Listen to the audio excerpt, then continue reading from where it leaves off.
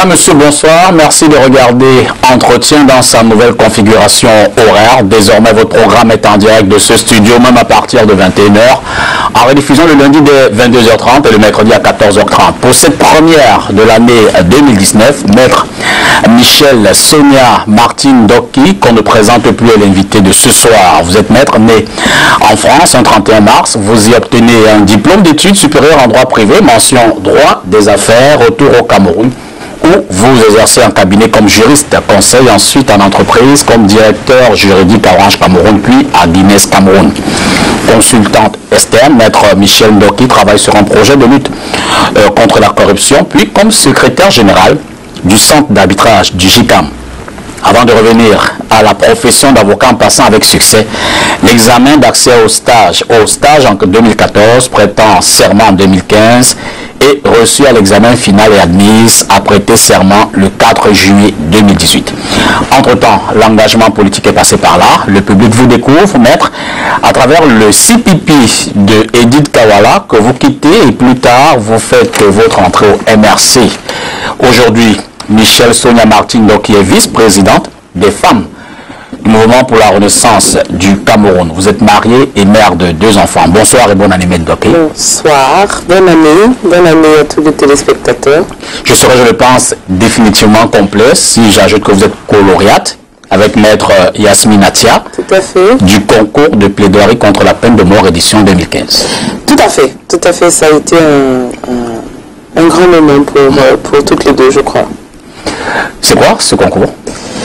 Alors, c'est une initiative parrainée par monsieur maître Robert Badinter, qui a été le champion de l'abolition, le père de l'abolition de la peine de mort en France, et qui a fait de l'abolition de la peine de mort dans le monde le combat de sa vie. Donc il y a un ensemble d'activités qui sont menées à travers le monde pour sensibiliser et pour pousser à l'abolition de la peine de mort un peu partout dans le monde.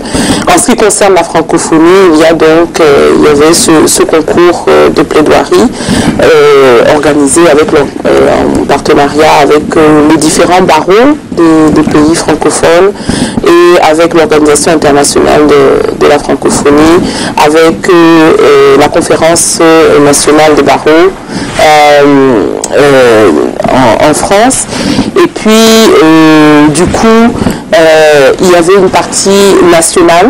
C'était une compétition qui commençait par une partie nationale. Il y avait toutes les nations francophones organisées. Et puis, j'ai eu la chance d'être choisie au niveau du Cameroun. Après la compétition au Cameroun, ensuite, il y avait la finale en France où je devais rencontrer 11 autres confrères qui venaient du monde francophone, Niger, Congo, Liban, Maroc, donc Tunisie, Algérie, et puis voilà. Donc en réalité, on prime l'activisme. Oui, alors l'idée c'était de présenter une plaidoirie sur un cas avéré, c'était une des conditions du concours, de condamnation à une peine de mort ou de risque de condamnation à une peine de mort, et il fallait préparer un texte d'abord de 15 minutes, puis une présentation pour la partie finale de 10 minutes sur ce cas-là et comment nous l'aurions défendu en tant qu'avocat. C'est un concours qui était ouvert aux jeunes avocats et avocats stagiaires. Comment nous aurions défendu la personne en question pour empêcher qu'elle soit condamnée à mort. On aurait pu ajouter une image. Parlant d'activisme, un plaidoyer peut-être sur les interpellations style fossé au niveau du Carrefour Bessègue. Je vous arrache voilà. Le caniveau était à Wenasama. On va lâcher là ce qui vient à partir. J'ai oublié un détail dans cette... alors j'ai vu que vous aviez l'élégance de ne pas dire en quelle année quel était le 31 mars 73. Bah oui, j'ai tout fait pour le parler. Pourtant, moi, je trouve que c'est quelque chose, surtout dans notre pays, dont on doit être fier. Hein, de l'âge qu'on a. Beaucoup n'ont pas la chance d'arriver à 46 ans bientôt. Et puis, c'est vrai que je suis née en France et c'est vrai que c'est en France que j'ai terminé mes études. Mais de vous entendre dire ça m'a donné l'impression que j'y étais donc restée jusqu'à la fin de mes études, de la naissance à la fin de mes études, et que j'étais rentrée après. Parce que en réalité, voilà. Cela dit, avant de dire, je fais notre observation, je vous souhaite bonne année. Moi, je dis merci, ça me renvoie la politesse. Je ne vous en veux pas. Non, je ne vous en veux pas. La politesse, je l'oriente. Vous souhaiterez ce soir, ou alors si je vous demandais de l'une de ces deux personnalités, à qui choisiriez-vous de souhaiter bonne année, Paul Biya ou Marlise Doualabel, ce serait qui le choix? Tata Marlise a reçu mes... Parce que c'est comme ça que je l'appelle. Tata Marlise a reçu mes vœux de toute façon. C'est clair que si je devais choisir entre les deux, c'est elle que je choisirais. C'est elle qui est une parente, c'est une dame que je connais depuis longtemps, c'est une dame pour qui j'ai beaucoup de... qui est une source d'inspiration pour moi, parce que c'est un exemple de résilience.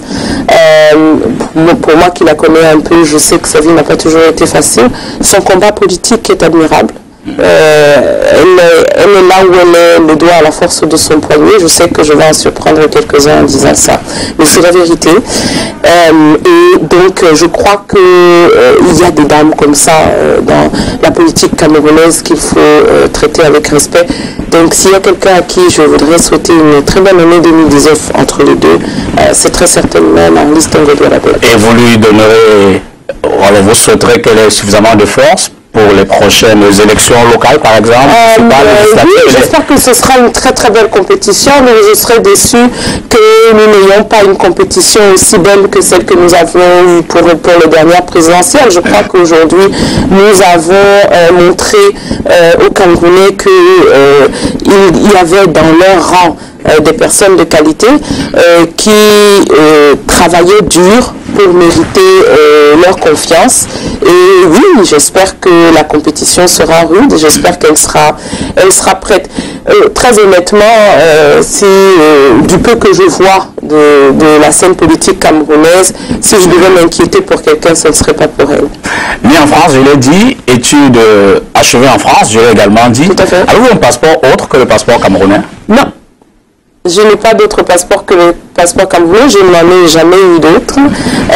Et puis, j'ai passé la plus grande partie de ma vie au Cameroun. Mais c'est ça que je suis contente que vous me posiez la question, parce que j'avais l'impression que ça allait donner une fausse idée. Quand je suis rentrée au Cameroun, j'avais 1 an. Quand mes parents sont rentrés, donc j'avais 1 an, en 74, et je suis repartie en 91. C'est dire que je suis revenue en 97. Donc en tout et pour tout, sur les bientôt 46 ans que j'ai passé sur Terre, j'en ai passé, disons 7 à l'extérieur du Cameroun. Je crois que c'est le seul passeport dans lequel je me reconnais. À votre parcours, en quelques mots, primaire, secondaire, vous dites au Cameroun? Oui. Ça ressemble à Douala, Yaoundé, alors primaire à l'école du centre. Très très belle époque, et puis des camarades qui sont aujourd'hui, pour celles que j'ai en mémoire, des phares, là où sont des figures de proue. Et puis secondaire, alors après mon concours d'entrée en 6e et le CEPE, j'ai fait partie de la première génération au CES de l'île Solo à Yaoundé.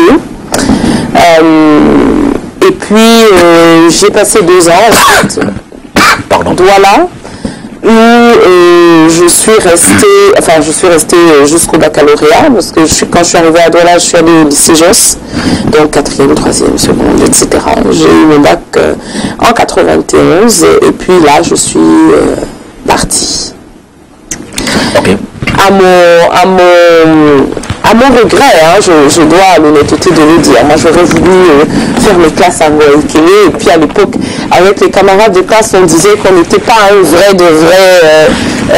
dur Camerounais si on n'avait pas été sur le banc de Moïkélé, qu'on n'avait pas affronté la difficulté que c'est d'apprendre dans les conditions déjà à l'époque, qui ne se sont pas améliorées depuis lors, mais ça, c'est une autre histoire.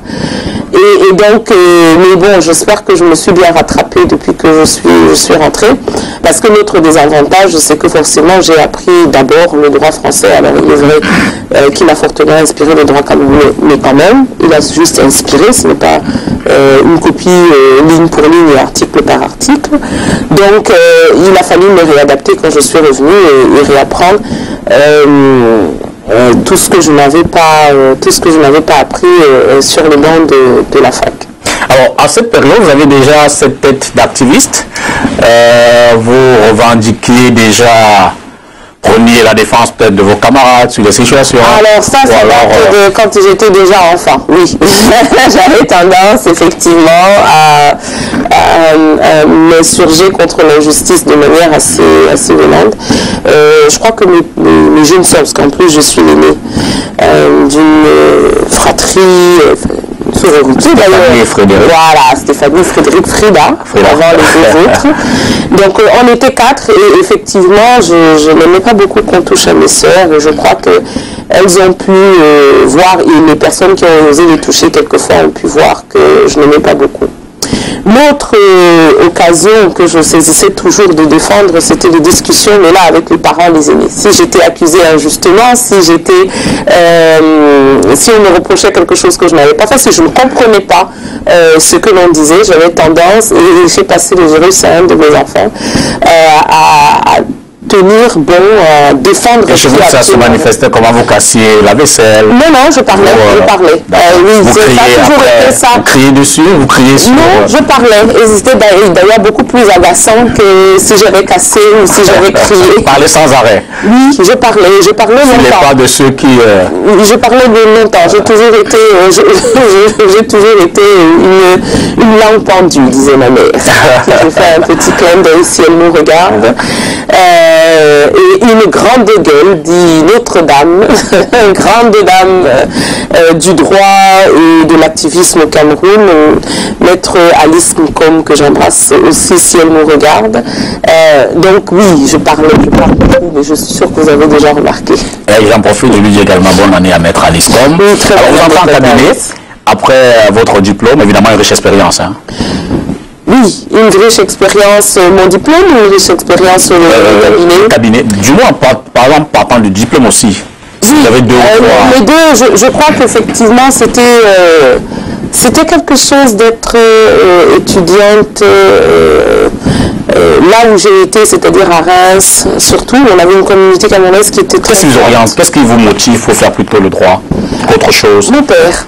Okay. Mon père, parce que moi je pensais au marketing et puis après à la psychologie, parce que j'aime bien comprendre, c'est une curiosité, j'aime bien comprendre comment fonctionne l'esprit humain. Donc je pensais plutôt à ça, mais je pense qu'il avait eu raison, qu'il me connaissait mieux que moi-même, mon cher père. Il m'a dit... voilà, tu as eu un bac A, tu vas faire des études de droit, te spécialiser en droit des affaires et tu deviendras juriste d'entreprise ou juriste de cabinet. Et j'ai fait ça exactement comme on m'a dit. Il faut dire qu'à l'époque, on faisait ce que papa disait si c'était papa qui payait. Mais quand même, au bout de quelques semestres, hein, dès la deuxième année, je me suis rendu compte que j'adorais ce que je faisais, ce que j'apprenais. J'ai pour le droit une très grande passion. Et je crois qu'il avait bien compris, tout simplement. Vous entrez en entreprise? Je commence par le cabinet. J'ai commencé par un cabinet d'avocats en rentrant, où j'ai passé 5 ans. Donc la plus grosse partie de mon expérience professionnelle, je crois, est une expérience en cabinet. En tant que juriste de cabinet, de conseil externe, je donne des conseils, je rédige des conclusions pour des avocats qui, à l'époque, sont les seuls à aller au tribunal déposer et défendre les dossiers. À l'époque, ça me frustre un peu, parce que j'ai l'impression de faire le travail à moitié, surtout quand, en définitive, on perd l'affaire. Mais déjà, à l'époque, le monde judiciaire n'a pas une très très bonne réputation. Et il y a quelque chose chez moi je culpabilise et je me dis peut-être que... L'époque, c'est sensiblement quelle année? Alors, quand est-ce que je suis rentrée? En fin 97, j'ai commencé à travailler en 98, donc on est fin 98, début 2000. Vous voyez, ça fait déjà presque 20 ans. Donc déjà, à l'époque, la réputation n'est pas extraordinaire. On commence à souffrir de cette gangrène qu'est devenue la corruption. Et je me dis, je ne peux pas décemment prendre de l'argent à des clients en disant que je vais les aider à défendre leurs droits si je cours le risque et si je leur fais courir le risque que le droit ne soit pas dit. Donc à l'époque, je ne veux pas devenir avocat. Je préfère travailler en tant que conseil, en retrait, et ne pas être en contact, confronté à la difficulté du monde judiciaire. Et puis, donc je vais continuer dans le conseil. Et je me rendre compte que ça ne suffit pas. Tout simplement, que ça ne suffit pas, premièrement, que deuxièmement, c'est pas comme ça qu'on résout les problèmes. Et je crois que c'est ce qui explique aussi plus tard mon entrée en politique. On ne résout pas les problèmes en disant je vais rester à l'écart. On résout les problèmes en essayant de montrer autre chose. Et puis en plus, Maître Marie-André Ngoué, qui est mon premier employeur quand je rentre, et qui est mon mentor, me fait me dire, dans cette difficulté, c'est une femme d'une intégrité à toute épreuve, que j'ai vu être un modèle et tenir haut le flambeau de l'avocature pendant toute sa carrière au Cameroun et faire face aux difficultés, mais gagner des affaires, gagner une réputation, etc. Je me dis, mais voilà, elle est la preuve qu'il ne faut pas tout peindre en noir, que faire du droit dans ce pays, ça a un sens, qu'être avocat dans ce pays, ça a un sens. Et donc, je reviens, après avoir fait un tour dans le conseil juridique, d'abord en cabinet de conseil juridique et fiscal, la branche juridique et fiscale de PricewaterhouseCoopers. PricewaterhouseCoopers à l'époque est devenu PricewaterhouseCoopers ensuite. Et puis en entreprise, vous les avez cités. Je reviens à mes premières années. Et je me dis, je crois que c'est là que je suis véritablement à ma place. Je crois que défendre le droit et contribuer à l'avancement de l'état de droit dans notre pays. Et pourquoi avoir choisi de quitter donc le confort de l'entreprise? Parce que c'était pas confortable. Je crois que c'est matériellement ou alors sur le plan de l'épanouissement professionnel? Même matériellement, je crois que de plus en plus de personnes le voient aujourd'hui. Si j'en crois le nombre de personnes qui sont des cadres dirigeants, des cadres supérieurs, qui rejoignent les rangs du mouvement pour la renaissance du Cameroun ou d'autres partis politiques, ça ne suffit pas d'avoir de l'argent. D'abord, on court tout le temps le risque de le perdre, parce qu'on est dans un environnement, quelqu'un m'a dit ça très justement il y a quelques jours, it's not about what is your right and what is wrong, it is about who is favored, whether you are favored or not. Donc aujourd'hui, on doit son salut non pas à l'existence de règles juridiques qu'on applique, de règles de droit, et à sa capacité à défendre ses droits, mais à qui est-ce qu'on va bénéficier d'une faveur et qui est notre protecteur. Donc ça ne suffit pas d'avoir de l'argent, d'avoir du confort matériel. On peut le perdre souvent et puis ça ne protège pas contre tout. Et puis on finit par vivre en reclus. En 20 ans, moi, je me suis rendu compte qu'on ne peut plus se promener dans les rues de Douala, on ne peut plus marcher le soir. Ça devient de plus en plus dangereux de sortir le soir, d'aller boire un verre, d'aller rendre visite à des amis. Et puis je ne parle pas des autres régions où la situation sécuritaire est indicible. Donc ça ne suffit pas, le confort matériel. Vous pensez les millionnaires qui vivent au nord-ouest et au sud-ouest aujourd'hui, qu'est-ce que ça change dans leur vie d'être millionnaire? Ça n'empêche pas leur maison de brûler. Les personnes qui se font enlever aujourd'hui dans la Damawa, celles qui souffrent de l'insécurité dans l'extrême nord, c'est justement parce qu'elles sont nantis qu'on les enlève et qu'on réclame des rançons. Donc, ce n'est pas comme ça qu'on est confortable. On est confortable parce qu'on vit dans un environnement où on se sent en sécurité, où on a l'impression qu'on a droit qu'on a des droits, que ces droits sont respectés, qu'on peut vivre en harmonie avec... C'est ce qui fonde votre engagement politique? C'est exactement la raison de mon engagement politique. Comment entrez-vous en politique? Par le détour de différentes conversations, j'ai envie de dire. Ça se fait petit à petit. Mon père est le premier, le détonateur, j'ai envie de dire, parce que au moment où il prend sa retraite, lui qui a toujours été en dehors des conversations, en tout cas en tant qu'acteur, qui n'a jamais été un acteur politique ou un grand militant, décide de rentrer dans le RDPC et d'apporter sa pierre à la construction de l'édifice camerounais, attiré en cela par un de ses amis, un très vieil ami à lui, qui lui dit: on cherche des énergies nouvelles, des personnes nouvelles qui peuvent aider à construire, reconstruire et faire avancer le pays dans la bonne direction. Il va devenir un élu local, il passait 5 ans en tant qu'adjoint au maire, et à ce moment-là, je me souviens, c'était en 2002, je lui ai dit, vas-y, avance. À ce moment-là, je suis au Cameroun depuis moins de 5 ans. Donc, j'essaye d'asseoir mes marques. Je suis une jeune mère, j'essaye d'asseoir mes marques sur le plan professionnel. Et donc, je lui dis, avance, je te suivrai bientôt. Et puis, bientôt, ça me prendra quand même encore 10 ans. Alors, le CPP, puis le MRC, qu'est-ce qui se passe? Comment vous faites l'ombrage durant votre appartenance à ce parti? Certainement pas. J'arrive dans son parti à elle. Elle est la présidente et j'y arrive comme militant et je vais passer 2 ans avec elle comme militante. Je n'ai jamais eu de responsabilité particulière. Quand je viens intégrer le CPP, c'est pour apprendre. Je ne sais absolument rien de ce qu'est l'engagement politique.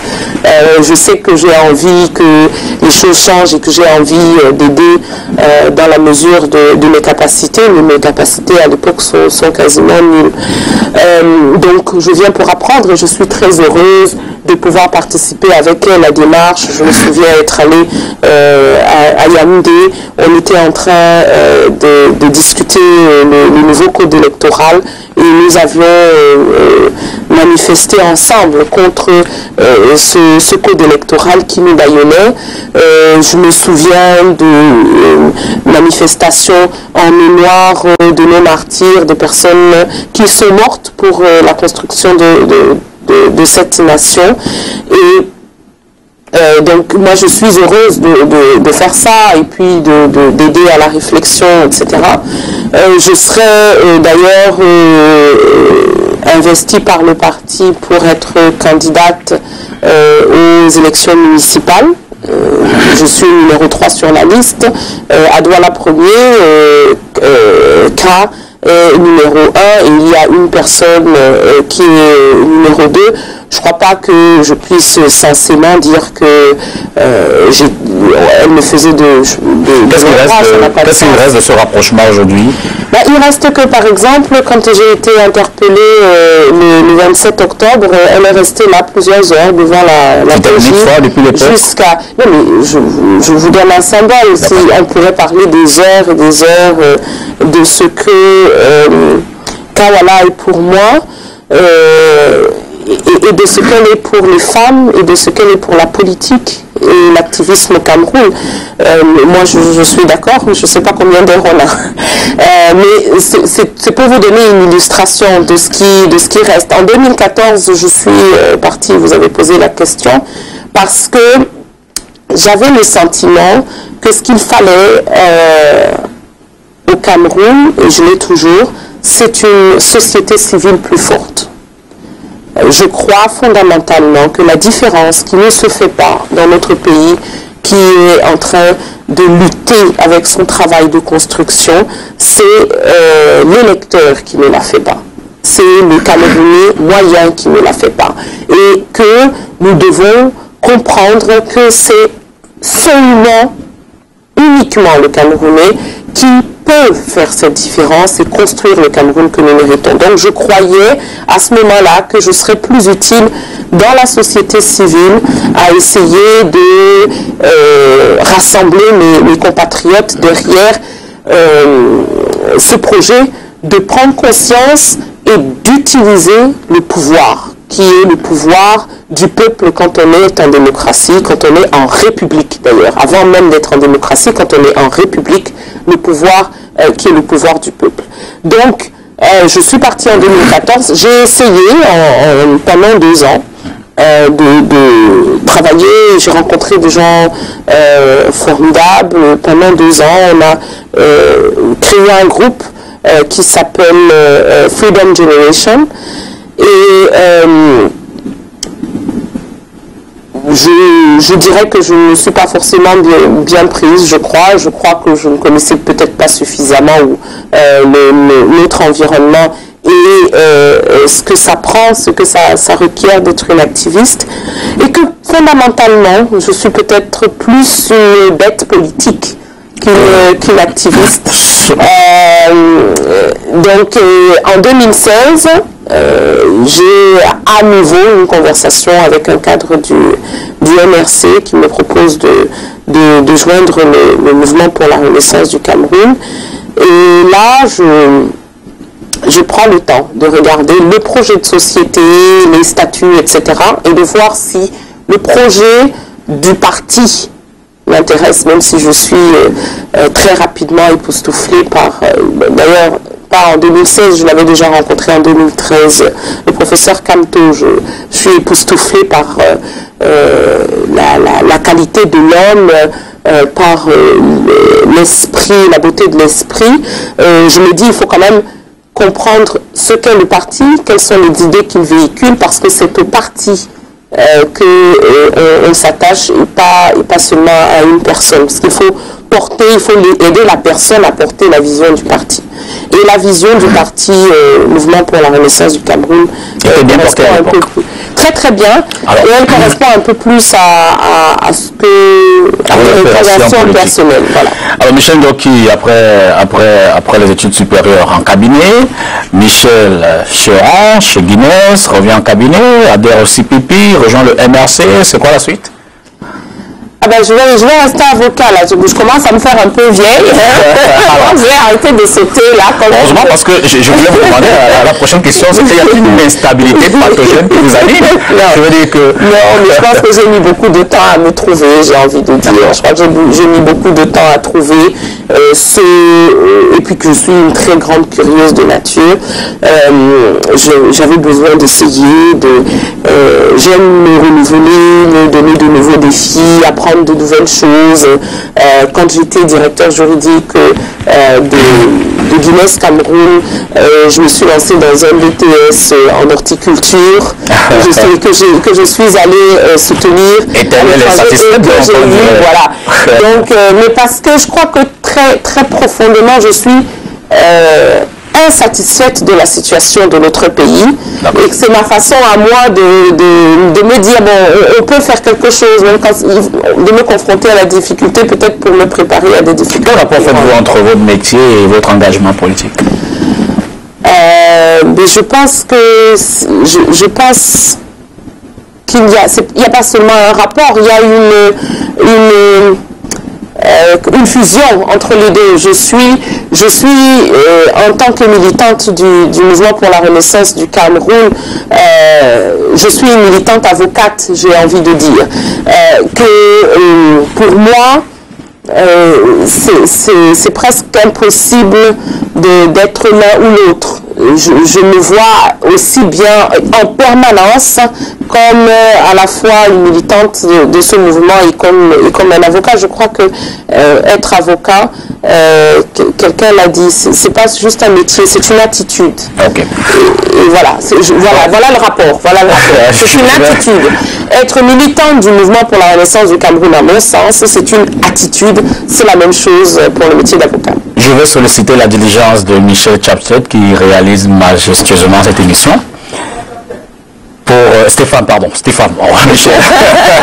Vous voyez, vous faites un lavage de cerveau. Alors Stéphane, si on peut avoir une image, on a retenu l'image tout à l'heure, l'image du bon, de la brute et du truand. On peut la voir? Je vais, Michel, moi je vais suggérer votre commentaire. Le bon, la brute et le truand. Un film de 237 caméras. Et vous allez solliciter quoi? Un commentaire. Je veux dire, le bon dans l'histoire, ce serait Maurice Kamto. Ah non, c'est pas un commentaire que vous posez une question. Donc, je veux votre réaction. Alors, vous la regardez et puis vous me dites ce que vous en pensez. Je suis toujours stupéfaite par l'imagination. Vraiment, je suis toujours stupéfaite par l'imagination des Camerounais sur les réseaux sociaux. Et surtout, oui, et surtout par ce côté extrêmement piquant.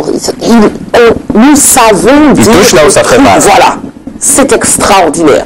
Je trouve ça extraordinaire. Et personnellement, je ne regretterai jamais de ne pas avoir un tel talent. Parce que je trouve que ça peut vraiment être extrêmement dur. Alors, donc mais je reconnais... Vous dites que ça correspond à l'idée que vous avez de cette personnalité? Absolument pas. Okay. Absolument pas. Non, à aucun égard. Je ne sais pas. C'est une caricature. Je ne sais même pas si c'est une caricature. Moi, j'ai envie d'appeler ça une insulte. Et je ne sais même pas... je trouve que c'est vraiment très dur. Maintenant... je peux comprendre qu'on soit dur. Très sincèrement, je peux comprendre qu'on soit dur quand on est Camerounais envers les leaders politiques. Mais j'espère que nous allons revenir sur la conversation en cours aujourd'hui entre les leaders politiques. C'était d'abord, l'image était la transition pour rentrer véritablement dans le MRC. Quand vous dites que vous appartenez à la secte bahamique, le mot n'est pas bon, bahamique. Oui, je tiens à ce qu'on le prononce correctement parce que... Ça vous choque-t-il? Ça me fait plaisir. D'ailleurs, ce n'est pas on qui dit. Je me souviens avoir écrit quelque chose là-dessus et j'ai dit, je m'appelle Michel Ndoki et je fais partie de la secte bahamique. Non, ça ne me choque pas. Ça me donne envie de lever la tête et de regarder les personnes qui parlent droit dans les yeux et de sourire. Je crois que j'ai été à Baham. Je suis sûre que beaucoup de ceux qui nous regardent et beaucoup de ceux qui en parlent ne l'ont pas fait. J'ai été à Baham et j'ai rencontré des personnes comme on en rencontre partout au Cameroun, des personnes qui sont admirables par leur capacité à suer sang et eau pour le leur, pour être utiles à leur communauté, pour être des protecteurs pour leur famille. Et donc, je crois qu'il y a une grande fierté à être Baham. Je crois qu'il y a une grande fierté à être Douala. Je crois qu'il y a une très grande fierté à être femme, Giziga, que sais-je encore. Je crois qu'il y a une grande fierté à être Camerounais. Donc, je pense que la seule chose que l'on peut répondre à ceux qui appellent ça faire partie d'une secte, c'est que ce n'est pas un problème. Évidemment, dans le contexte, vous comprendrez que, du moins, vous prenez le contre-pied en fait, de l'image que l'on se fait derrière ce qualificatif dans cet environnement porté vers le tribalisme, vers le sectarisme, vers l'appartenance d'abord à la tribu, les choix orientés sur les personnes, non pas forcément à partir de leurs valeurs, de leurs compétences, mais davantage. Mais c'est ça qui, voilà, ça fait partie de ces malentendus. On parlait des conversations que je crois qu'il faut que nous ayons entre leaders. Et, je trouve que c'est une mauvaise foi affligeante de prétendre que nous sommes portés vers le tribalisme, que nous sommes portés... Parce que, revenons au basique, qu'est-ce que c'est le tribalisme? C'est favoriser quelqu'un parce qu'il est de la même tribu que soi. Allez voir tous les leaders politiques. Ne faisons pas une fixation sur le mouvement pour la renaissance du Cameroun. Lequel peut vous dire que son fief électoral, sur tous les leaders politiques, que son fief électoral est dans son village? Lequel? Lequel peut vous dire que ce n'est pas dans son village qu'il a pu comprendre la signification de l'expression « nul n'est prophète en son propre pays ». Donc, nous ne sommes pas tribalistes.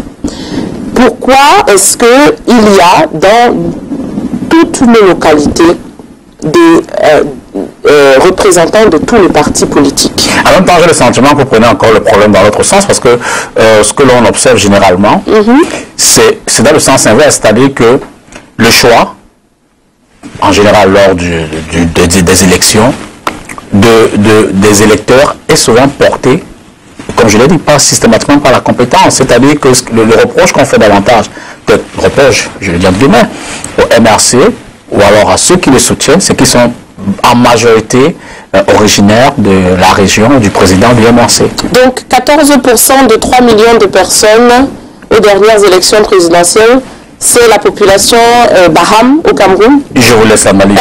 non. Ne me dites pas que vous me laissez l'analyse. On partage là des faits. Et quand je dis 14%, vous savez très bien que je ne parle d'ailleurs que de certains chiffres. Hein. Alors prenons 14% de 3 millions, parce que là, ce sont des faits indiscutés. D'accord?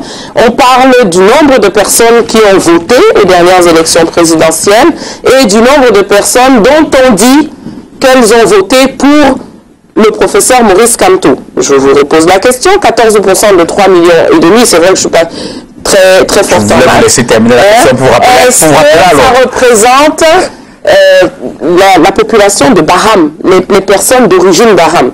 Parce que si ce n'est pas vrai, alors on ne peut pas dire que les personnes qui ont voté étaient les personnes de la tribu. On sent quand même avoir du moins, on observe bien dans votre parti comme une forme de tropisme hein, pour les avocats. Est-ce une vénération due au maître Kamto? Je veux dire que dans la composante sociale, je ne sais pas si c'est notre parti qui a autant d'avocats qui adhèrent en nombre. Sérieusement? Vous n'avez jamais fait... pareil, vous n'avez jamais cherché à savoir combien il y a d'avocats au RDPC. Combien d'avocats il y a au MRC? Vous avez Maître Emmanuel Sim, Maître Maurice Kamto, Maître Michel Ndoki, qui d'autre? Maître Christophe Ando. Maître Dio. Maître Dio. Oui, Maître Roland Dio. Maître Sikati. Je les cite un de mémoire. Tout à fait. Donc, de mémoire comme ça, je pense qu'on peut en avoir 20. Bon, on est 3000 avocats. D'accord? Premièrement. Deuxièmement, de mémoire, je ne parle que de ceux que j'ai vus à la télé dernièrement. Vous avez Maître Passy, Maître Biliga, Maître... qui est-ce que je devrais citer encore? Vous voyez, il n'y en a pas beaucoup qui me reviennent à l'esprit. Mais je crois qu'il y a on a un certain nombre de confrères qui sont députés actuellement. D'accord? Je crois qu'il y en a 2 ou 3. Je connais Maître Ndoki Dikoumé et du RDPC, j'en connais, je ne sais pas combien. Donc, si vous cherchez le nombre d'avocats qui sont militants du RDPC... Personnellement, le nombre de militants, allons-y. Ah mais je ne sais pas personnellement combien y a-t-il de militants. C'est un exercice très intéressant. Je vais vous laisser la question parce que finalement ça vous poser la question. Non mais je pose la question. Voilà, c'est ça. Combien de militants y a-t-il au RDPC? Combien de militants y a-t-il au MRC? Ce serait intéressant de savoir. Il y avait 2 à 3 000 personnes à la dernière convention du mouvement pour la renaissance du Cameroun en avril dernier. Ce sont les délégués, ce n'est pas l'ensemble des militants. Donc, on peut citer 20 avocats, il y a 3000 militants. C'est pas le parti des avocats. Alors, 3 mois après le contentieux post-électoral, que dites-vous? Quel est le sentiment que vous avez? Je veux dire, vous avez presté, évidemment, dans vos plaidoiries. Que dites-vous? Qui c'est peut-être de Clément Tangana, le président du Conseil constitutionnel, et puis de façon générale, de ce Conseil, avec un peu de recul. Vous avez passé des nuits et des jours, vous avez certainement fait le feedback, le bilan de tout cela. Vous savez, ma tristesse a augmenté aujourd'hui quand j'ai écouté les résultats des élections en RDC. Parce que voilà des frères africains qui nous montrent que, en définitive, on a toujours le choix. On a toujours le choix, quelles que soient les pressions auxquelles on est soumis. Et Dieu sait qu'en ce qui les concerne, il y en a eu, et comme il y en a partout, le Cameroun ne fait pas exception, on a toujours le choix et on peut faire des choix. Je me souviens d'un de nos confrères aînés qui n'est pas militant du MRC, mais qui défendait Maurice Kamto dans le cadre de ce contentieux post-électoral. Il a dit au Conseil, au Kenya, la Cour suprême a invalidé les élections. On a réorganisé des élections et le même candidat a été déclaré vainqueur. le ciel n'est pas tombé.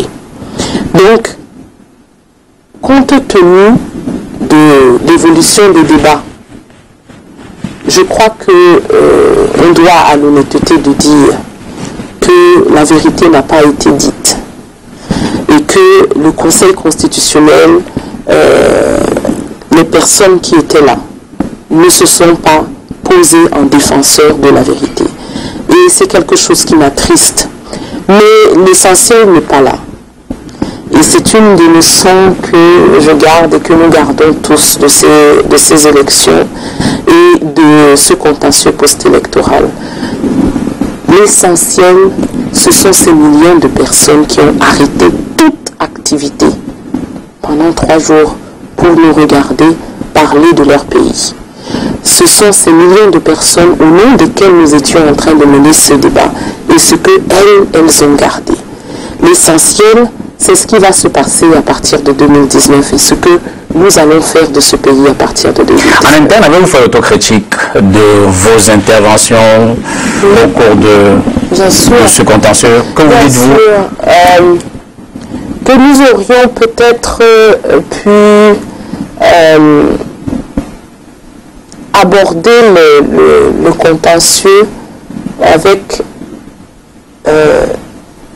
plus de confiance. Nous n'imaginions pas à quel point cela compterait pour l'ensemble de la nation camerounaise. Et je crois que si nous avions abordé ce débat, ce combat, avec plus de confiance, nous y aurions mis plus de pugnacité. On aurait peut-être, comment dirais-je, inversé, influencé. Plus étouffé. Oui, mais l'enjeu pour vous, c'était quoi? Dénoncer, influencer, obtenir un résultat ou simplement démontrer que... L'enjeu était les élections présidentielles. Ça n'a jamais été quelque chose de différent. Elles ne se sont pas déroulées de manière transparente ni honnête. Et l'enjeu, c'était de faire en sorte que justice soit rendue aux Camerounais. Ça n'a jamais été quelque chose de différent. Et oui, en tant qu'avocat et en tant que militant et en tant que citoyen camerounais, nous étions là pour défendre la voix du peuple camerounais. Maintenant, je crois que... Bon, je parle pour moi, je ne parle pas pour tout le monde, mais je crois que si nous avions imaginé à quel point finalement le peuple camerounais que nous croyions silencieux, et je vais revenir là-dessus, sur le taux de participation aux élections qui pour moi est un gros problème, donc si nous sentions que ces Camerounais que nous trouvons quand même silencieux au moment des scrutins, nous portaient comme ils nous ont portés, visiblement, je pense qu'on y aurait donné plus d'énergie dans la force des arguments. Je crois, et que peut-être cela parti en perdant, sous-entendu que quelles que soient les démonstrations qu'on pourrait faire, quels que soient les éléments de preuve qu'on pourra apporter à la fin du processus, comme vous dites, régime dictatorial, le résultat sera connu? Je crois que c'était très présent dans notre esprit, oui. Vous vous souvenez quand même que nous avons commencé par expliquer qu'un certain nombre de juges ou de membres du Conseil, parce que ce ne sont pas des juges, comment dirais-je, avaient pour nous, devaient se récuser, d'accord, avaient des points dans leur carrière, dans leur relations familiales, dans leur relations politiques qui faisaient qu'ils ne pouvaient pas être considérés comme impartiaux. Donc forcément, si on commence par poser le problème de la partialité potentielle d'un juge, forcément, ou je ne sais pas comment est-ce qu'il faut appeler ça, d'une autorité qui doit être impartiale, forcément on se dit que sa décision peut être influencée. Vous avez pu observer d'ailleurs que l'un des membres du Conseil n'a pas pu résister à la tentation de nous donner raison en déclarant ouvertement qu'il était à la fois juge et parti, puisqu'il était membre du Conseil constitutionnel, alors qu'il était aussi le président de la Commission nationale de recensement général des votes, dont nous critiquions le travail. Donc, forcément, dans une configuration comme celle-là, on se dit que c'est pas parti, on n'a pas toutes les cartes en main. Aujourd'hui, on attend toujours de voir les procès-verbaux, l'argument premier du MRC, son argument de défense. Où sont passés les procès-verbaux dont vous dites qu'ils vous ont permis d'être vainqueur de cette élection? Alors, je trouve, alors je suis contente que l'on parle de ça. Donc, bon, avant de parler des procès-verbaux, je voudrais quand même pousser mon coup de gueule par rapport à ça.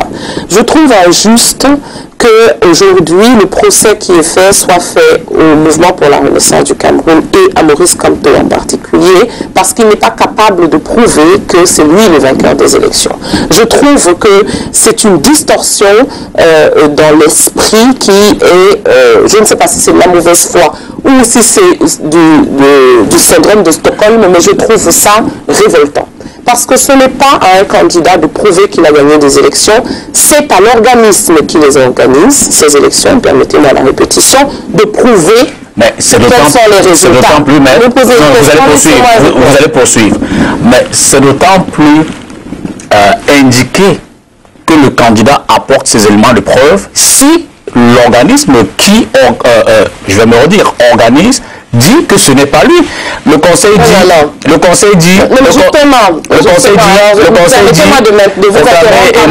candidat Paul Biya, Maurice Kamto dit non, Paul Biya peut être vainqueur, mais on attend de voir. Exactement, je suis content que vous soyez arrêté là, parce que Maurice Kamto n'est jamais allé au conseil constitutionnel dire proclamez-moi vainqueur. D'accord. Maurice Kamto est allé, et tout le monde derrière lui est allé dire les élections ne se sont pas correctement déroulées dans 7 régions sur 10. Dans 3 régions, le déroulement était à peu près acceptable. Dans 7 régions, il ne l'était pas. On doit annuler le processus dans ces régions-là et reprendre. Mais ils se fondent sur quoi pour le dire? Quels sont ces éléments? Sur les éléments fournis par l'organisme, justement, qui est en charge de produire des éléments. D'accord? Ils se fondent sur le fait que dans plusieurs circonscriptions, il n'a pas pu être représenté en tant que candidat. Et nous avons donné des éléments de preuve qui n'ont pas été contestés. Les procès-verbaux des constats dans le peu d'endroits où on a pu obtenir des procès-verbaux de constat n'ont pas été récusés par le Conseil constitutionnel. Quand nous avons dit au Conseil constitutionnel, 150 fois nous avons demandé l'autorisation de permettre à des huissiers de constater que nous ne pouvons pas être représentés dans le bureau de vote, et 150 fois on l'a refusé. Personne n'a dit que c'était faux. Donc, quand on a dit que dans les commissions départementales, nous n'étions pas d'accord avec ce qui était écrit, moyennant quoi, nous n'avons pas pu obtenir une copie des procès-verbaux. Personne n'a discuté ça. Ce que nous disions, c'est d'abord, nous avons donc la preuve que les élections ne se sont pas correctement déroulées, et c'est pour ça qu'on demande qu'on recommence le scrutin. Deuxièmement, nous avons la preuve que les éléments sur lesquels vous vous appuyez ne sont pas fiables. Où est cette preuve? Elle est dans les mains de l'ICAN. Elle est dans les mains du juge ou du membre du Conseil constitutionnel qui présente à la télévision 6 procès-verbaux alors qu'on en réclame 36, qui présente 6 procès-verbaux dont on peut voir à la télévision qu'ils ne sont pas signés, alors que la règle, les procès-verbaux authentiques, et il y en a qu'on a pu montrer, sont des procès-verbaux signés. Donc, normalement, d'après la loi, les commissions départementales, 58 sièges, font les comptes de tous les bureaux du département, approuvent les comptes. Tous les membres de la commission départementale approuvent par leur signature les comptes qui sont faits, les résultats partiels. Et ce sont ces résultats qui sont consolidés. Ce que nous avons dit, et cela n'a pas été discuté, et c'est l'occasion de noter que le Conseil constitutionnel n'est même pas revenu dessus. Quand il nous a demandé, il m'a demandé à moi particulièrement de produire les extraits de procès-verbaux que nous avions reçus quand nous avons participé aux travaux de la Commission nationale. il les a reçus, il n'a jamais dit qu'il contestait leur validité. C'est des arguments qu'on connaît. Je veux juste rester dans une logique. Ce ne sont pas des arguments que vous connaissez, puisque ce n'est pas une question qui a déjà été abordée. Donc, ces pièces-là n'ont pas été contestées, et donc, à la fin, qu'est-ce que le Conseil constitutionnel nous dit? Je rejette vos moyens, mais ce n'est pas la question. La question est-ce que vous avez les moyens de dire que les résultats qui vous ont été soumis sont des résultats fiables? Qui est chargé de vous donner des résultats fiables, Elekam? Est-ce que Elekam vous a donné des résultats fiables? Non. Parce que même quand Elekam, oubliant que il n'est pas Elekam, mais comme membre du Conseil constitutionnel, sort des preuves de ce que Elekam dit avoir compilé comme résultat, il vous sort des preuves partielles. C'était ça l'enjeu, c'était ça la conversation, et c'est ça que nos compatriotes ont retenu. Ils ont retenu que dans ces endroits-là, il y a de la tricherie à ciel ouvert et qu'il y a des gens qui refusent de dénoncer la tricherie. Je voudrais donc, prenant vos arguments, constater que vous accordez l'intelligence au Conseil lorsqu'il reconnaît les défaillances de l'ECAM dans tout ce que vous venez de citer, les exemples que vous avez donnés, vous leur accordez cette intelligence-là, mais à la fin du processus, ce Conseil dit, je présume, je veux dire, je réfléchis à haute voix, ok, il y a ces insuffisances, mais malgré tout, voici le candidat élu. Et là, vous dites non, stop, il y a des insuffisances, mais il ne peut pas être élu. Non, on ne dit pas qu'il ne peut pas être élu. On dit, vous ne pouvez pas à la fois dire que vous reconnaissez tout ce que nous venons de dire et dire que les résultats n'ont pas changé depuis ce que la Commission nationale, parce qu'il faut bien le dire au Camerounais, les résultats qui ont été promulgués sont exactement les résultats qui avaient fuité sur les réseaux sociaux tels que donnés par la Commission. À partir de là, donc, on est fondé de vous demander des éléments de preuve. Parce que le Conseil, vous dites bien le Conseil, que le Conseil est d'accord avec toutes les dérives que vous avez constatées. Mais étant d'accord avec vous, il dit, ok, voici les résultats que moi j'obtiens malgré tout ceci. Mais vous dites, non, c'est pas possible. Il me disait ça irait. Maintenant, il le dit sous forme de promulgation. Il ignore tout. Il passe sous silence tout ce qu'on lui explique. D'accord. Tous les débats se déroulent normalement. Et puis quand il vient prendre sa décision, et c'est pour ça que je dis sans arrêt que ce ne sont pas des juges, parce que c'est une violation d'une règle de droit. On n'a pas le droit de passer sous silence certains des arguments qui ont été échangés. On a l'obligation de répondre à chacun des arguments. Il passe complètement sous silence tous les aspects gênants et répète sa leçon. C'est-à-dire promulgue le résultat exactement comme la Commission nationale Ça veut dire, moi j'étais là pour faire quelque chose, je le fais. D'accord. Maintenant, on est fondé de vous dire, si vous n'êtes pas d'accord avec cette démarche, apportez la preuve du contraire. Mais je n'ai pas à être d'accord ou pas d'accord avec cette démarche. Bien sûr que je ne suis pas d'accord avec cette démarche. C'est pour ça que j'exerce un recours. Le professeur Maurice Kamto fait ce qu'il doit faire en tant que candidat. Il exerce un recours, il présente ses arguments. Mais quand vous perdez un procès, vous n'êtes pas d'accord avec le juge. Si vous étiez d'accord avec le juge, vous ne seriez pas venu le voir. Mais vous perdez un procès. Le Conseil constitutionnel reste le Conseil constitutionnel. Nous n'avons pas à poursuivre le procès à l'extérieur. Ce que je trouve injuste, et pour moi, c'est l'un de ces malentendus, c'est que le peuple camerounais, parce qu'il ne s'agit plus du Conseil constitutionnel là, lui il a joué sa partition, bien. Mais le peuple camerounais, qui, je le répète, pendant 3 jours, s'est arrêté pour me regarder et pour essayer de comprendre où est la vérité. Quelle est la leçon qu'il tire de tout ça? C'est ça qui est intéressant et c'est ça qui est important. Le peuple se dit, je ne suis pas le RDPC dans son mouvement de hold-up électoral. Pardon, j'ai dit RDPC. Je ne suis pas le MRC. Ah non, pas moi. Ah ben écoutez, moi, dans ce cas, je reste avec Marie Bois-Labelle, peut-être pas vous. Alors cela dit, le peuple s'est peut-être dit, au regard des débats, vraiment on était intéressé, mais qui sait peut-être, le MRC n'a pas raison. D'où cette je ne vais pas dire merci pour ne pas reprendre le terme ambiant, D'où cette non-volonté de suivre, de ne pas suivre le MRC dans ces mouvements du hold-up. Écoutez, j'ai vu 52 personnes personnellement, juste à Douala suivre le professeur dans son mouvement, au péril de leur vie. J'en ai vu une quarantaine d'autres faire la même chose à Bafoussam, j'en ai vu une quarantaine d'autres à Yaoundé, et pas seulement une fois. Donc, je crois que les raisons... Environ une centaine ou 200 personnes sur 3 millions d'électeurs. Qui ne sont pas des militants du MRC. 3 millions d'électeurs, quoi. Oui, tout à fait d'accord. Mais sur 3 millions d'électeurs, il y en a quand même un certain nombre de centaines de milliers qui n'ont pas, comment dirais-je, élu la personne qui a prêté serment, et ça ne les empêche, ça ne les a pas amenés dans la rue. Aussi, si on prenait des décisions comme ça, comme je vous dis, on peut ne pas être d'accord. Okay. Hein? Et je crois que ce ne serait pas très honnête pour nous de prétendre que chaque fois que quelqu'un ne dit rien, ça veut dire qu'il est d'accord. Je crois que ça ne marche pas comme ça. On peut ne pas être d'accord et soit ne pas l'exprimer tout de suite. Nous voyons quand même beaucoup de questions qui continuent de se poser.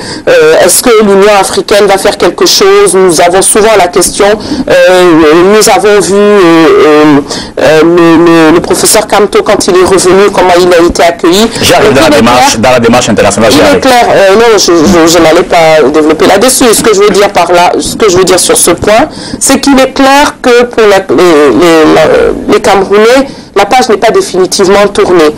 Et que pour les Camerounais, je viens justement de donner un exemple, l'accueil, les questions que nous continuons d'avoir par rapport à l'implication de l'Union africaine dans la poursuite des conversations autour de la contestation des résultats qui ont été proclamés. Il y a beaucoup de Camerounais, toutes les manifestations auxquelles on assiste dans la diaspora, il y a encore beaucoup de Camerounais d'ici et d'ailleurs qui ne veulent pas en rester là. Okay. Donc, cela veut dire qu'ils ne se reconnaissent pas dans les résultats, et ils ont bien raison, et que finalement, il ne suffit pas qu'un conseil, etc., dise quelque chose pour que ça devienne la vérité. C'est pas comme ça que ça marche. Ce qui marche, c'est que la vérité soit dite. Et les gens savent reconnaître la vérité. Quand c'est autre chose que la vérité qui est dit, on le sait. Aujourd'hui, tout le monde dit qu'en 1992, ni John Fundi avait gagné les élections. Vous savez très bien que ce n'est pas ce qui a été proclamé. Alors, parmi les désaccords du Conseil, dès l'entame de votre prise de parole, on a observé que le Conseil a récusé pratiquement, je veux dire le MRC, a récusé tous les membres du Conseil, sauf le professeur Lekene Donfak. Ça s'explique comment? Alors, qu'est-ce qui devrait s'expliquer comment? Pourquoi on n'a pas récusé le professeur ou pourquoi on a récusé les autres? La question est ouverte. Écoutez, ça s'explique par les circonstances qui ont été explicitées au cas par cas. Je ne les ai pas toutes en tête. Vous aviez des membres du Conseil qui étaient des militants du RDPC. C'est quand même un peu compliqué. Lui aussi, il a été, hein? Qui étaient encore des membres du RDPC au moment où ils ont été nommés membres du Conseil et au moment où la procédure s'engageait. Le contentieux s'engageait, c'est de ça que je veux parler. Je pense qu'on a cité quelqu'un, je ne sais plus si c'était M. Clément Atangana ou quelqu'un d'autre, qui était encore, et comme on a dit matin, il était encore, ça apparaissait sur un site, dans l'après-midi, on avait déjà retiré cette affirmation. Donc, il y en avait un qui était dans cette situation, l'autre qui était dans une autre. Et puis, quand on n'avait pas de raison de demander la récusation, on ne la demandait pas. C'est aussi simple que ça. Alors, je ne peux pas vous dire si je ne connais pas aussi bien. Où en êtes-vous avec la démarche au-delà donc des juridictions nationales, puisque sur le plan local, tous les recours sont épuisés? Je ne sache pas, en tant qu'avocat, qu'il y ait des recours internationaux pour régler les contentieux. User de tous les droits, de tous les moyens de droit, y compris à l'international, à l'Union africaine, qui s'est peut-être jusqu'à l'heure. Oui, ce qui a été fait, effectivement, l'Union africaine a été saisie. Est-ce qu'elle a le pouvoir de revenir sur les élections? Elle a réagi depuis, pas encore? Oui, d'après ce que je sais, elle a réagi. Elle n'a pas réagi de manière officielle, parce que sinon je pense que ce serait connu de tous. Nous continuons de poursuivre les discussions. Je crois que vous avez entendu le professeur Kamto le 31 décembre qui exprimait clairement que au-delà de tout, c'est une affaire très camerounaise et qu'au-delà de tout, puisque 71% contre 14% quand même, c'est pas... c'est une différence assez significative. Autre élément d'intérêt, on n'en sait pas trop sur... C'est une différence significative. Pourquoi est-ce qu'on ne répondrait pas? Normalement, hein, c'est ce que vous disiez tout à l'heure, Elekam a toutes les preuves, tous les procès-verbaux, donc c'est pas compliqué, il suffit de répondre. Pourquoi est-ce que ça n'est pas fait? On n'en sait pas non plus beaucoup hein, sur sa sortie lors du dernier sommet de l'Union africaine. Qu'est-ce qu'il allait chercher là-bas? Qu'est-ce qui s'est passé? Qui a-t-il rencontré? Maurice Kamto? Ce sont des questions pour Maurice Kamto. Bon, MRC aussi. Non, ce sont des questions pour Maurice Kamto, je regrette. Le MRC soutenait la candidature d'une personne à la présidence de la République. Ce n'est pas le MRC qui allait devenir président. N'y a-t-il pas contradiction dans la démarche? Je veux dire que vous êtes tous des avocats, oui. Du moins un certain nombre. Oui, vous pouvez dire que ce n'est pas grave. Alors, et puis quand je dis contradiction, j'ai envie d'ajouter sous forme de filoterie politique. Alors vous êtes des avocats, vous prêtez serment évidemment, mais puis à la sortie de vos activités politiques, vous dites que vous ne reconnaissez pas les décisions de la plus haute juridiction en matière électorale. Alors développer en tant qu'avocat. Je n'ai pas besoin de développer, c'est une question simple. Non, non, n'est-il pas contradiction sous forme de filoterie politique? Non, je ne pas. Vous êtes des avocats et par ailleurs des politiques, donc soumis à tous les serments. Mais sur l'action politique, vous dites, le Conseil constitutionnel a... Alors à quel serment avez-vous pensé? C'est ça que je voudrais vous préciser. Parce que quand vous répétez en tant qu'avocat. Très bien, de faire quoi? Qui a un rapport avec la politique, j'essaie de connaître. Non, non, mais je veux dire, vous êtes avocat de profession. Et vous êtes des hommes politiques par ailleurs. Alors, vous les hommes politiques, vous décidez de contester... Il y a des femmes aussi, j'aimerais... Non, je parle uniquement des avocats militants et leader du MRC que vous... Oui, il y en a une là. Non, je suis d'accord avec vous. D'accord, donc hommes et femmes, je trouve que ce serait plus sympa vis-à-vis de... Bon, oui, à la limite. Hommes et femmes, si vous voulez. Militaires et militantes. Oui, par ailleurs, avocats. Oui. Et vous respectez donc toutes les juridictions locales, nationales. Tout à fait. Mais sur vos engagements politiques, vous contestez la décision du Conseil constitutionnel. N'y a-t-il pas contradiction sous fond de filoterie? Alors, qu'est-ce que c'est que la filoterie? Dans votre définition à vous, parce que dans la il y a quatre définitions de la filoterie. Je ne sais pas, mais je ne vois pas le rapport avec la filoterie, c'est quand on rentre dans un magasin et qu'on mange... Oui, mais voilà, donc vous voyez qu'il y en a plusieurs. C'est on rentre dans un magasin, on mange et on ne paye pas. Je ne comprends pas le concept de filoterie politique. Qu'est-ce qu'on a mangé, qu'est-ce qu'on n'a pas payé? Donc, j'ai du mal. Mais plus sérieusement, je suis avocat. Je ne suis pas la seule, vous avez raison de le dire. Est-ce que, parce que j'ai prêté serment de servir avec loyauté, probité, intégrité, cela veut dire que chaque fois qu'une autorité judiciaire ou non judiciaire dit quelque chose, je n'ai pas le droit de la contredire? Non. C'est une compréhension, à mon sens, erronée de ce qu'est le métier d'avocat. C'est exactement le contraire, en fait. Le métier d'avocat, c'est le métier de défense du droit, même et surtout, vous me posez la question, laissez-moi répondre, même et surtout contre les autorités. Parce qu'il arrive, et c'est pour ça, par exemple, qu'il y a la récusation d'un juge. Il arrive, nous sommes dans un monde d'imperfection, que des autorités utilisent à mauvais escient leur autorité. Et c'est le travail, le devoir des avocats de leur rappeler qu'il y a une règle au-dessus d'eux. Nous vivons dans un pays où les institutions ne sont pas fortes, ce n'est un secret pour personne. Et en tant que journaliste, je suis sûr que vous avez eu l'occasion de vous en rendre compte. Donc, pour nous, il est important de militer pour que ces institutions soient plus fortes. Et militer pour que des institutions soient plus fortes, c'est aussi les questionner, les challenger et les remettre en question. Je vous le concerte. Ah, c'est très gentil. Vous avez le droit de dire non lorsqu'on n'est pas d'accord. Sauf qu'après, vous avez le devoir, tout au moins en tant qu'avocat, de respecter la décision de la dernière juridiction. Et comment est-ce qu'on la respecte? Comment on la respecte? Qu'est-ce que c'est respecter? C'est quoi le hold-up? Je veux dire, c'est quoi votre campagne contre le hold-up électoral? Voilà une question qui est simple et qui n'a rien à voir avec le métier d'avocat. Qu'est-ce que c'est que cette campagne contre le hold-up électoral? Eh bien, c'est une campagne politique qui n'a rien à voir avec le monde judiciaire. Le Conseil constitutionnel a fait ce qu'il avait à faire. Il est rentré chez lui. Certains ont supervisé les travaux de leur maison. Petit clin d'œil. La vie continue. Nous avons une bataille politique.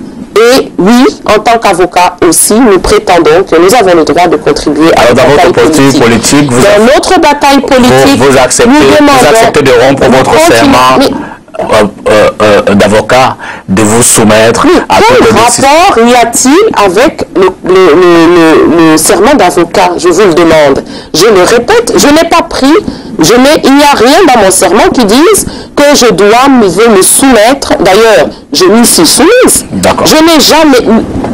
Le mot au hold-up électoral n'est pas une invitation au Conseil constitutionnel à revenir sur sa décision. C'est un combat politique. Le droit de manifester est inscrit dans la Constitution. Peut-être qu'en disant non au hold-up électoral, dans la mesure où nous serons assez nombreux, le président actuel de la République démissionnera, et ce sera un processus parfaitement démocratique et républicain, et ça ne remettra en rien en question ce que le Conseil constitutionnel a fait. Pourquoi voulez-vous insinuer? Alors dans la première phase de votre stratégie, puisque vous en êtes à la deuxième, moi le professeur Camto a annoncé la deuxième, dans la première phase, évidemment, on en a parlé tout à l'heure pour effleurer, on vous a vu ici à Douala dans des sorties bien parlantes. Hein. Je vous ai dit que j'étais une bavarde dès le départ. Bon, parlant, c'est une image. vous avez mobilisé, je ne sais pas combien de camions anti-émeutes, là, de la gendarmerie. Moi, c'était pas moi. Mais vos militants, non, mais je veux dire, c'était pas nous. Bon, d'accord. C'était pas nous. Ça, justement, c'est le politique. Alors, l'action politique pour vous est définitivement synonyme de buzz médiatique? Écoutez, le buzz médiatique, heureusement, c'est pas nous qui le faisons, c'est vous. C'est vous qui décidez et vous êtes un pouvoir dans ce sens. Et d'ailleurs, il y a un certain nombre de décisions que moi j'aurais prises différemment si j'étais un pouvoir médiatique. Par exemple, je trouve qu'on n'en dit pas suffisamment sur ce qui se passe au nord-ouest et au sud-ouest. Je trouve qu'il y a des informations importantes que l'on passe sous silence et que c'est dommageable. Par exemple, sur des incidents qui ont lieu régulièrement dans nos prisons. Il y en a eu il y a 2 jours à la prison principale de Kondengui, début de meute, et je crois que les Camerounais ont le droit de savoir parce qu'il y en a qui ont de la famille là-bas. Il y a régulièrement des incidents à Kondengui, il y a régulièrement des incidents à Nuden. Je ne prends que cet exemple-là en tant qu'avocat puisque vous me titillez là-dessus. Et je trouve que c'est regrettable que les médias n'en parlent pas parce que nous avons le droit de savoir. Par contre, c'est vous qui décidez si vous allez relayer une information sur ce que vous qualifiez maintenant de buzz. Vous ou d'autres personnes qui trouvent qu'il se passe là quelque chose d'intéressant et qui pensent que leurs voisins, leurs amis, donc c'est pas une stratégie préméditée chez vous? Je ne crois pas, mais je pense pas parce que, heureusement d'ailleurs que ça ne l'est pas parce que on pourrait aller au-devant de déceptions. C'est très compliqué dans le monde d'aujourd'hui d'imposer, je suis sûr que vous l'avez réalisé aussi parfois à vos dépens, d'imposer une actualité. Alors, de l'eau coulée sous les ponts. Aujourd'hui, nous en sommes à un nouveau gouvernement avec les missions précises. Un nouveau gouvernement, comme vous y allez. Comme vous y allez, monsieur le député, on va commenter. Priorité à la crise anglophone. Un mot sur ce gouvernement Djangote, le 37e d'ailleurs. C'est un nouveau gouvernement, c'est comme ça que vous voyez ça, 60 personnes, 70 d'ailleurs, en comptant les secrétaires, etc. Il y en a quoi, 4, 5 Vous direz juste un gros Premier ministre, ça? Oui, Et c'est vrai que ce n'est pas la première fois qu'il y a un nouveau Premier ministre. Jusqu'ici, on n'a pas beaucoup vu ce que ça Alors, sur les priorités, la crise anglophone, les missions assignées spécifiques. Pensez que ils sont à la hauteur de quoi? De quoi doivent-ils être à la hauteur? De quoi essayer d'être à la hauteur? Peut-être que M. Ndiambouté aura envie d'être à la hauteur. Ce n'est pas... je crois qu'il y a très peu d'entre nous qui ont été impressionnés jusqu'ici par la qualité des efforts et la capacité du gouvernement ou des membres du gouvernement qui en sont en charge à apporter une solution à cette... que dites-vous de la gestion de la crise par les pouvoirs publics? Très honnêtement, aujourd'hui, je n'ai plus envie d'en dire quoi que ce soit. Très honnêtement, je crois que nous devons, par respect pour nos compatriotes, cesser de parler de ce qui ne se fait pas au sein du gouvernement. Je crois que nous sommes au stade où on ne peut plus leur prêter, leur accorder le bénéfice du doute, leur chercher des excuses, leur chercher des explications, ou même les gratifier de critiques acerbes ou non acerbes. Je vis à Limbe, comme vous le savez, et maintenant, quand je viens travailler, parce que je vis à Limbe, mais je travaille à Douala, quand je viens travailler régulièrement, les chauffeurs dans la voiture où je suis assise, je dis, ah tiens, hier il y avait un corps par ici, ah tiens, là le corps était en tel état de décomposition qu'on a dû l'enterrer sur place. Donc moi, quand on me parle de la crise anglophone, je ne ris pas du tout. Et j'ai de plus en plus de mal à habiller cela avec des discours et des phrases bien senties sur la qualité de tel ou tel gouvernant ou les espoirs. Puis en plus, vous avez vu, quand on le désigne, il remercie une personne, il ne remercie pas le peuple, il ne parle pas du peuple. Je veux à nouveau solliciter la contribution de Stéphane, cette fois avec une vidéo, un extrait de Tacle sur table du mardi dernier. D'ailleurs, le MRC évidemment était représenté, mais donc on a dit en 2 mots. Stéphane, s'il vous plaît. Il y a des hommes politiques au Cameroun qui ont démontré que d'autres même parlent ouvertement de cette crise. Je parle devant un membre du MRC. À vous l'indexer parce que le MRC est concerné par cette lecture que vous faites. La sortie du président Campozo, c'est clair. C'est sorti son plan, ce n'est pas lui. Qu'est-ce qu'il dit? C'est pas lui que j'ai indexé. Mais il parle carrément de la crise. Et il a canalisé ses discours, ses derniers discours dans ses sorties numériques. C'est qu'il dit. Alors comment faites-vous pour garder cet équilibre entre les sympathies avec les Amazoniens qu'on attribue à tort ou à raison à votre parti et les autres 8 régions du Cameroun pour maintenir à nouveau ce que Bandakani, le président du MMP, disait mardi dernier? Il y a une certaine classe politique qui estime que le MRC parraine la sécession. Parraine. C'est-à-dire, la finance, tout au moins sur le plan idéologique, sur le plan des revendications, emportant un certain nombre, en faisant la promotion à la limite politique d'un certain nombre de revendications des sécessionnistes. Quand vous dites ça, vous me faites penser à Joseph Weba, qui est un patriote. Honorable député. Un patriote, selon mon cœur. Et je me souviens du jour où j'ai fait la connaissance de Joseph Weba. C'était au travers d'une vidéo sur une de ses allocutions à l'Assemblée. Et j'espère que tout le monde se souviendra que Joseph Weba était un élu du SDF. Originaire de Djekiri. Voilà. Et il disait, considérant la manière dont ils sont traités, ceux qui disent que ce pays devrait être séparé en raison. Je le cite très approximativement. Mais c'est en tout cas le souvenir que j'en garde. Et je crois qu'il est de l'autorité publique que le SDF est plutôt fédéraliste. Si je l'ai cité correctement, ce n'est pas ce que Joseph Fouéba a exprimé ce jour-là. Donc,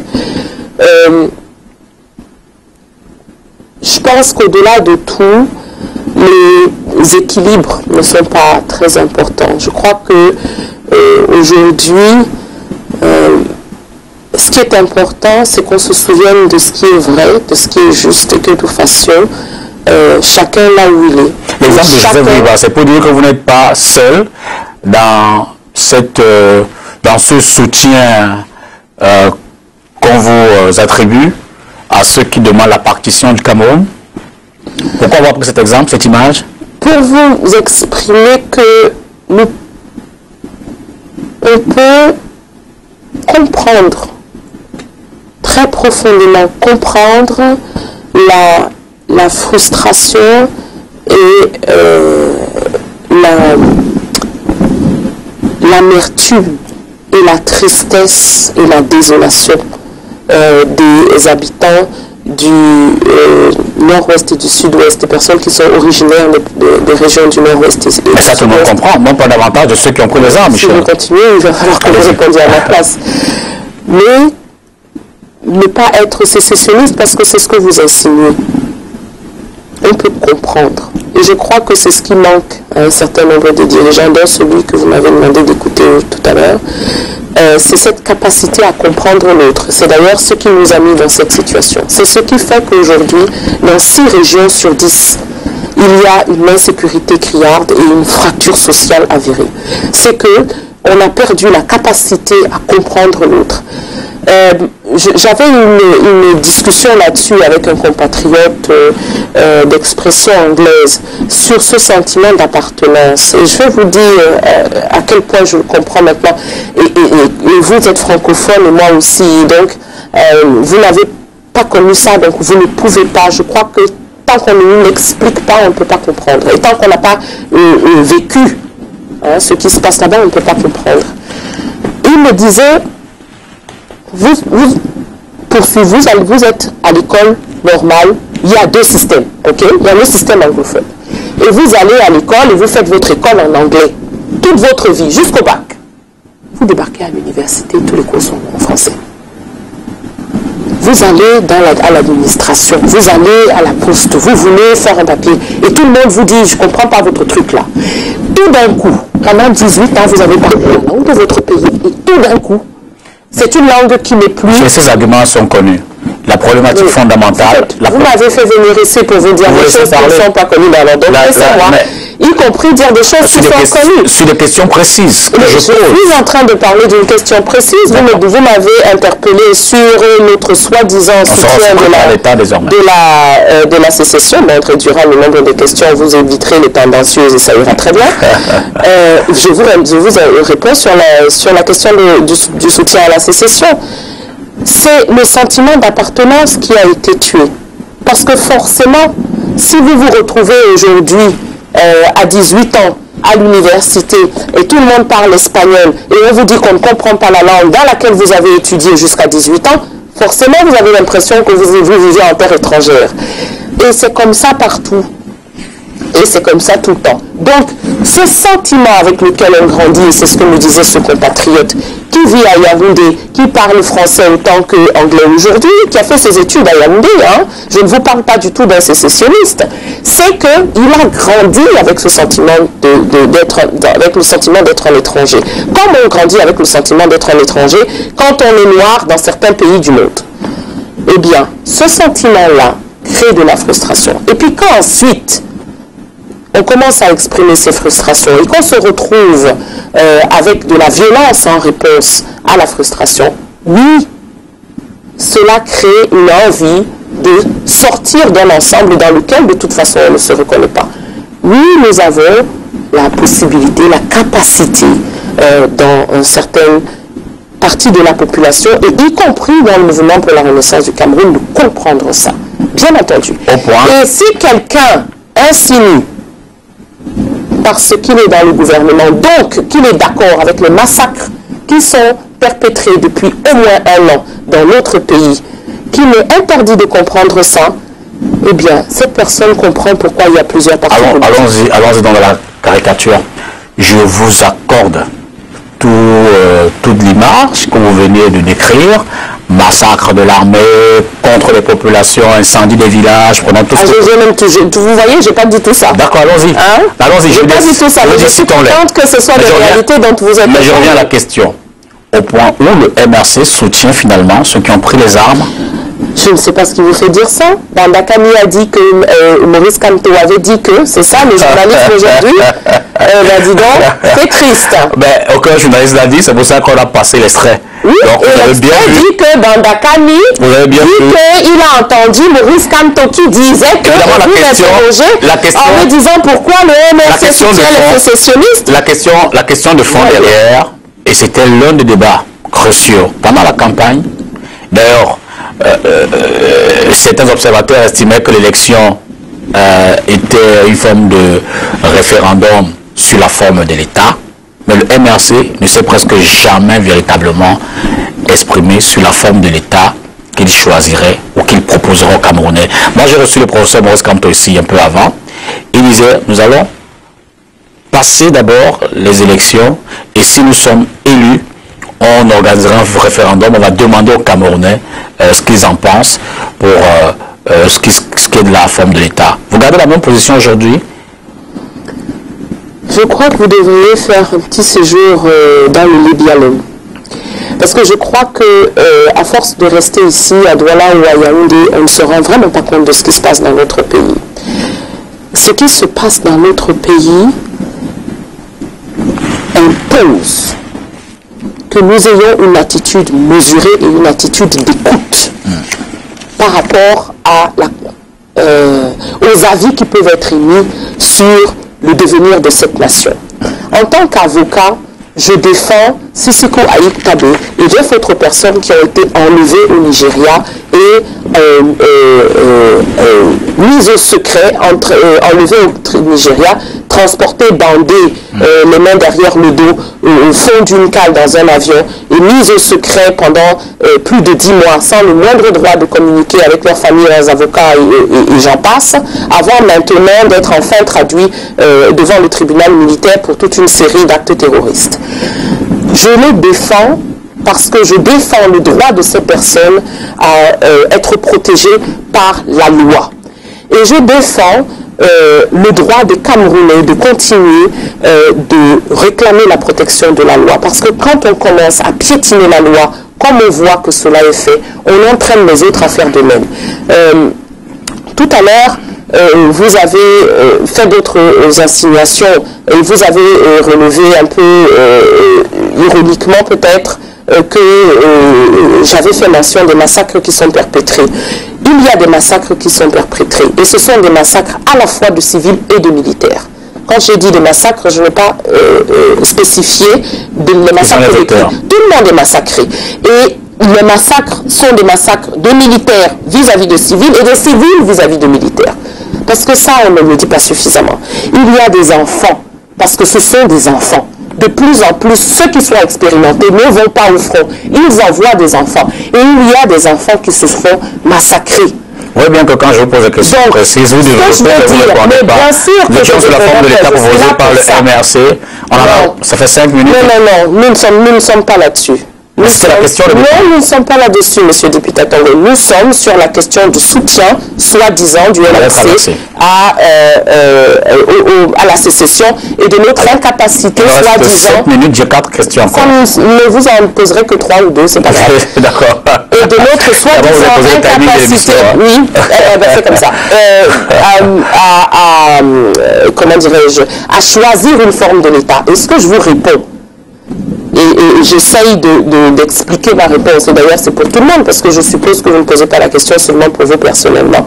C'est que nous ne pouvons plus nous permettre aujourd'hui, quand on voit l'état de dégradation et le sang qui a été versé, de donner des leçons aux gens et de dicter aux gens et de dire, sous prétexte que je suis un leader politique, je vais vous dire quelle va être la forme de l'État. Ceci étant, et en quelques secondes, vous n'avez pas complètement lu le programme et vous n'avez pas complètement écouté le professeur Kamto. J'ai dit quelques secondes. Parce qu'il a dit clairement quelle était sa préférence. Et le programme dit clairement.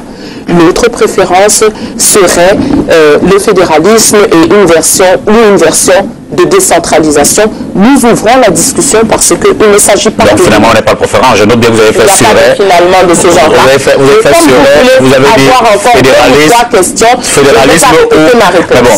Alors, Michel, évidemment, cette année est également électorale, hein, les élections locales, on verra. Régionales, municipales, législatives. Vous savez qu'on est habitué au glissement, on verra. Alors, vous allez affronter les suffrages, vous aurez sollicité les électeurs locaux cette année, Michel, député, Michel, conseiller municipal. De plus en plus, oui, je me range à cette idée. Je crois que je solliciterai la confiance de mes compatriotes pour les représenter à l'Assemblée nationale ou pour les représenter dans un conseil municipal. Mon cœur balance un peu entre les deux parce que, en ce qui concerne Douala Premier en particulier, à laquelle je suis attachée, j'aimerais vraiment contribuer à physiquement changer cette ville et montrer que avec les plus petits moyens imaginables, on peut faire de belles choses dans notre ville. Et sur quel électorat, quelle vision locale vous comptez proposer? Vous vous baserez sur quoi? On a déjà un programme national, il faudra qu'il soit décliné. Il y a un certain nombre de problématiques qui doivent être adressées. Nous conduisons des enquêtes, nous discutons avec les deux concitoyens de manière régulière pour comprendre quelles sont les problématiques en ce qui concerne Douala Premier. Par exemple, aujourd'hui, j'ai eu un échange avec des jeunes compatriotes chez moi à Aquanor, à mon amant, et un problème se pose, c'est l'accès aux carrières de sable qui n'est pas correctement aménagé, qui endommage la route. Ça fait partie des responsabilités de la mairie, ça fait partie des préoccupations qui sont les nôtres. Une autre chose est de proposer un programme d'aménagement pour les marchés qui relève de la responsabilité des mairies, qui sont absolument pas, qui font pas l'objet d'une attention suffisante à notre avis. Pour finir, un mot sur le procès Kamto Messama Nyamdjing. Écoutez, il faut le suivre avec attention. Vous ne dites pas, et ça aussi c'était une surprise, je veux dire que candidat, le professeur Maurice Kamto, évidemment, il y a des choses peut-être méchantes, ou pas juste, qui ont été dites, il est en droit de porter plainte. Mais je veux dire que si je prends notre image, il y a 37 ans de pouvoir vilipendé sur les réseaux sociaux, d'ailleurs par certains militants et tout le reste, on s'en sortirait si Kamto était à la place de Billard, après 37 ans, avec tout ce que le président subit. Elle est demandée à Michel Bienton, elle est demandée à Patrice Ngalan. Ils s'en sont sortis. Donc, après chaque raillerie, on aura un procès. Je ne sais pas, demandez à Michel Bienton, qui a eu l'outrecuidance de parler d'un vieux de 86 ans, comme s'il y a un endroit où on pouvait... Comme toi, la présidence serait un procès à chaque Camerounais. Je ne crois pas, parce que je ne crois pas que chaque Camerounais oserait dire qu'il l'a vu dans une vidéo et que c'était un pédophile. Merci. Merci Michel, et vraiment merci, vous êtes la première. Écoutez, merci à vous. Vous ouvrez le bal en 2019. J'aurais aimé qu'on parle un peu plus de nous, des Camerounais, et un peu moins du MRC et du professeur Kamto, mais bon, c'est vous le journaliste. Je pense que ce qu'on a abordé a édifié, mais nous sommes le premier mois de l'année. Oui. Donc je pense que vous serez disponible. N'est-ce pas? Le journal, ce serait peut-être en avril ou mars, mais on a les municipales législatives d'ici juin et on espère vous avoir avant ou entre-temps. Ce sera avec plaisir. Merci de votre gentillesse et de votre disponibilité. Merci de votre attention. Bonsoir. C'était la première de l'année. Merci à vous d'avoir regardé. Bonsoir. Jeudi prochain, une autre édition d'Entretien avec. Rappelez-vous, c'est 21h. La rediffusion de cette émission, c'est lundi, 22h30 et mercredi, 14h30. Bonsoir et bonne année encore.